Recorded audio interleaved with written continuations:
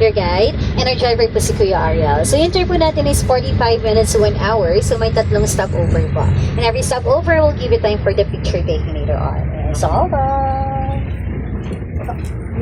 ayan, so on your left side po, yung mga huts nakikita on that side, that's our fishing village where you can catch tilapia or St. Peter's fish and hit our catfish. So I'll provide yung fishing rods and bait. So something po kung dalahin nyo na po pa uwi or ipapaluto po dyan sa may fishing. If you don't want to take a fishing, you can take an order. So there are more and Filipino foods on that side po. So once na-catch na ang fish, consider asal na po siya, bawal na siya ibalik. Baka lumutay na isda after, kawawa naman. Eh. So on your left side is our deer pen.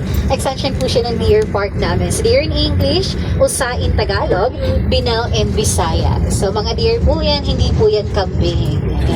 Mga katulad daw po. On your far right side naman, those cottages, is our Vista cottages, are deluxe type of room. Can accommodate 2% po yan, perfect for lovers, honeymooners, and couples. Pwede din po sa magkakaibigan. Magkaibigan. Basta may label. Dapat may label. Ayan, so yung last is our deer park. Oh. Ayan, so dyan po nakatira yung mga deer po. Sa mga deer, they are considered as endangered species. So here in Eden, we are propagating them. May naparami po silang lahat. So nag-start po dito ng 2 pares and there are more than 30 already. But those more than 30 po, hindi natin lahat makikita dito dahil nag-groupan sila po for their food. Ayan, so usually ang binibigyan pinapakain is lettuce, which is a mga ways, reject or leftover lettuce, we give it already to the deer. Kung sa isip niyo po na sila ay social, ay totoo po yan. Mga vegetarian po yun sila dyan. Palatas na pasasada din sila at tayo naman ay malunggay at kangkong lang muna.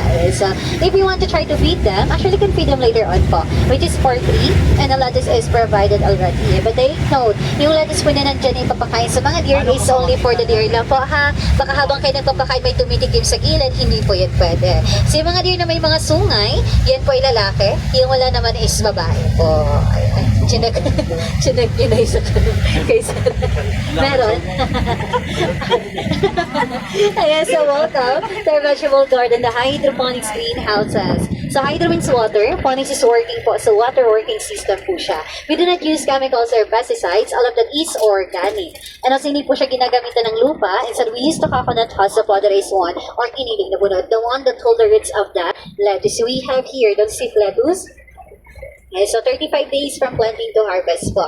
Yung mga waste, reject or leftovers, nililigpit po at dinadala sa mga deer. And yung hina-harvest naman ay binibenta sa malls downtown at dito sa resort. At sinaserve nila sa buffet lunch, snacks and fishing din naman po. This one is our lettuce romaine.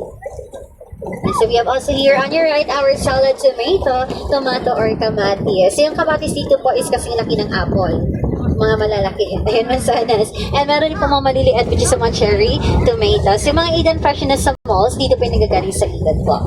Ayan, so on your right is our holiday lodges. Can accommodate 2 to 3% with free breakfast po. Across the road, on your left is our holiday terraces. Can accommodate 70%. So that's our multifunctional hall. So perfect siya sa mga weddings and seminars and other events or occasions. Yung mga parties, pwede po dyan.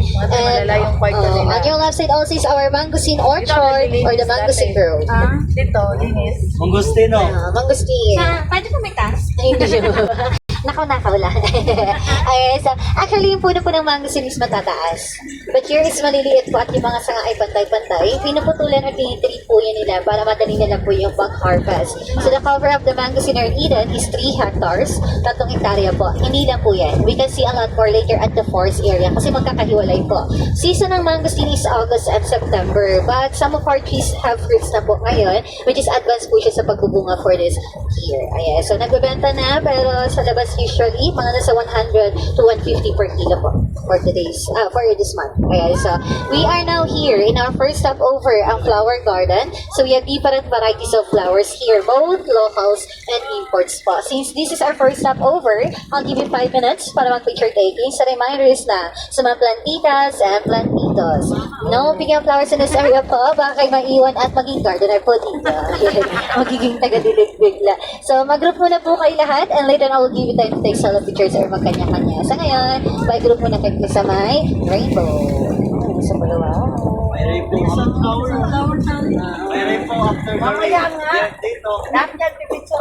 May rainbow na. Wala pang ulan, no? May rainbow na. So let's go dun everybody.